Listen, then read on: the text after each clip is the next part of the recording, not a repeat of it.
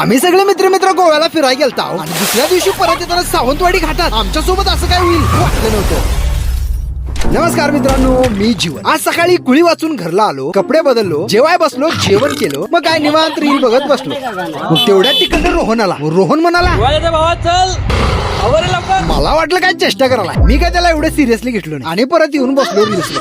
मग तेवढ्यात रोहनची four wheeler start होण्याचा आवाज आला. बॅग आणि कपडे घेऊ द्या की रे, मला बी गोव्याला येऊ द्या की रे. फटाके दिवसात जाऊन रोहन कंडे जिमची बॅग आणलो. जिमच्या बॅग मध्ये कपडे भरलो आणि चाललो. पण गोव्याला जाण्याच्या आधी रोहन म्हणाला, मी केस कटिंग करून घेणार आहे. मग काय ह्याच्या कटिंगच्या नादात इथंच वाजलं 6. मग सगळं आवरल्यावर शेवटी एक त्याचं गोव्याचं वाट धरला आणि दिवस तर इथंच पेटलेले.